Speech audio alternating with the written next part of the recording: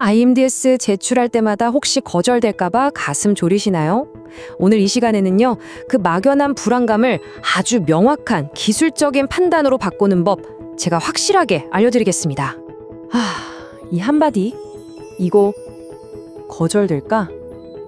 정말 공감 가시죠?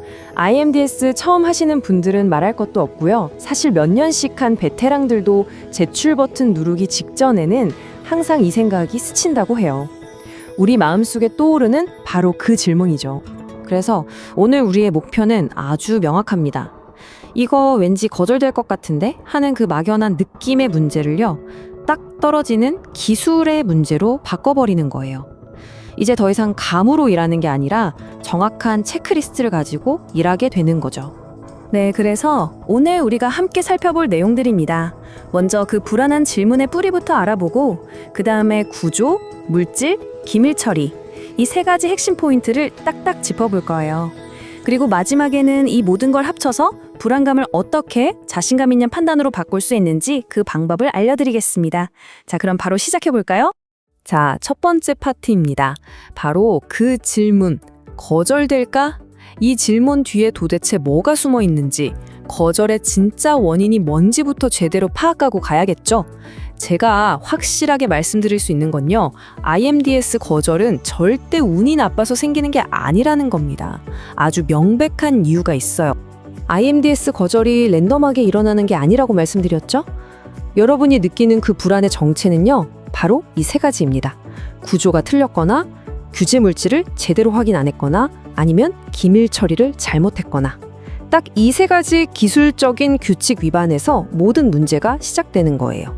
어떻게 보면 원인이 명확하니까 오히려 다행인 거죠. 자, 그럼 첫 번째 관문부터 한번 뚫어보겠습니다. 바로 구조입니다.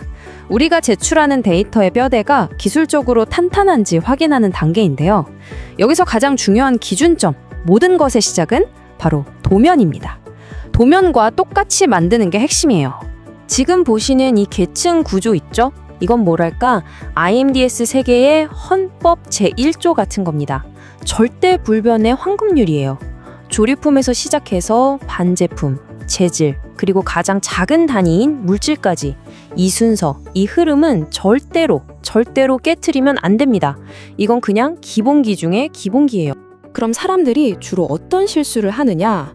가장 흔한 게 실제 제품이랑 시스템에 입력한 트리 구조가 다른 경우예요. 아니면 꼭 들어가야 할 도장이나 도금층 같은 걸 빼먹는 실수도 많고요.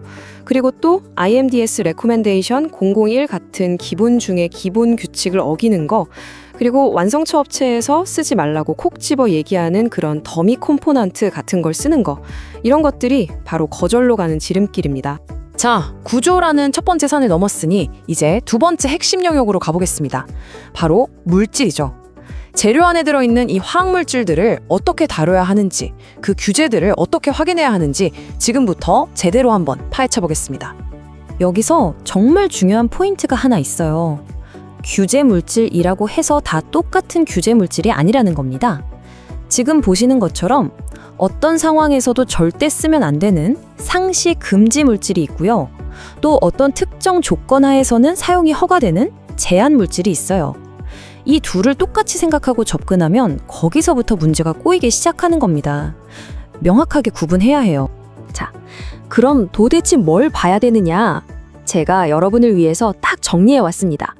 이 체크리스트만 기억하세요. GSDL, 리치 SVH. 이건 뭐 두말하면 잔소리죠. 기본입니다.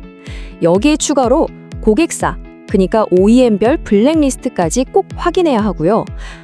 그리고 가끔씩 조커나 와일드카드 사용 규칙이라든지 우리는 할로겐 쓰면 안 돼요 같은 고객사만의 특별 요구사항이 있을 수 있거든요.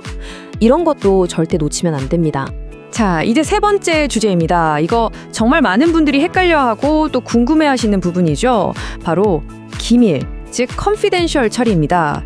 이게 무슨 규제를 피하기 위한 편법이 아니고요. 규칙에 맞춰서 써야 하는 아주 중요한 도구거든요. 오늘 제대로 한번 짚고 넘어가 보죠. 솔직히 이런 생각해 보신 적 있죠? 아, 이거 좀 찜찜한데 그냥 기밀 처리해버릴까? 그럼 통과되지 않을까? 하는 유혹이요. 자, 이 질문에 대한 답을 제가 명쾌하게 내려드리겠습니다. 결론부터 말씀드릴게요. 절대 안 됩니다. 기밀 처리는요, 규제 물질을 숨기라고 만들어 놓은 치트키가 아니에요. 그게 아니라 규제 대상이 아닌 물질 중에서 우리 회사의 영업 기밀에 해당하는 것들을 보호하기 위한 합법적인 장치. 딱 거기까지입니다. 그러니까 복잡하게 생각할 것 없이 딱 이 한 가지만 기억하시면 돼요. 정말 간단한 규칙입니다. 오직 규제와 상관없는 첨가제만 기밀로 표시할 수 있다. GADSL이나 리치에 걸리는 핵심 규제 물질은 절대, never 기밀 처리하면 안 된다는 거. 이것만 머릿속에 새겨두세요.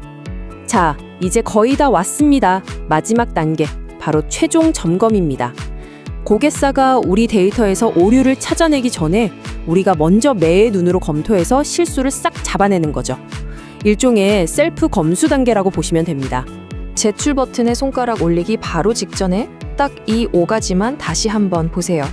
지금까지 얘기했던 구조랑 계층 구조 맞는지, 재료 분류는 제대로 됐는지, 규제 물질 다시 한번 확인하고 시스템에서 혹시 경고나 오류 띄우는 건 없는지, 그리고 마지막으로 공급사 코드처럼 고객사가 꼭 넣으라는 필수 정보들 빠진 건 없는지, 이 5가지 체크리스트가 여러분을 거절로부터 지켜줄 든든한 방패가 될 겁니다. 이거 뭐 별거 아닌 것 같죠? 하지만 제가 정말 장담하는데요. 이렇게 간단한 사전 검토 습관 하나만으로도요. 여러분의 최초 제출 승인율, 그러니까 한 번에 통과될 확률이 정말 드라마틱하게 올라갑니다. 이건 진짜예요. 자, 그럼 이제 오늘 이야기의 결론입니다. 이 모든 걸 종합해서 맨 처음에 우리가 던졌던 그 질문으로 돌아가 보죠. 이거 거절될까 하는 막연한 불안감을 이건 통과될 수밖에 없어 라는 확신에 찬 판단으로 어떻게 바꿀 수 있을까요? 그 비밀은 바로 스스로에게 던지는 몇 가지 질문에 있습니다. 첫 번째 질문입니다. 이 MDS의 구조, 실제 부품하고 정말 1대1로 똑같은가? 두 번째, 여기 들어간 물질들, GASL, 리치, 그리고 고객사의 규제 리스트에 비춰봤을 때 아무 문제 없는가? 세 번째, 내가 기밀 처리한 항목이 있긴 한데 이걸 빼고 보더라도 전체 유해성을 평가하는 데는 아무 지장이 없는가? 그리고 마지막 네 번째 질문입니다. 이 데이터, IMDS 시스템의 공식 권장사항과 우리 고객사의 가이드라인, 이 2가지를 모두 완벽하게 만족하는가? 만약 이 4가지 질문에 모두 자신있게 네라고 대답할 수 있다면 여러분은 더 이상 거절될까라는 불안한 질문을 할 필요가 없습니다. 바로 그 순간 IMDS는 더 이상 두려움의 대상이 아니라 여러분이 완벽하게 논리적으로 설명하고 또 통제할 수 있는 하나의 기술적인 결과물이 되는 겁니다.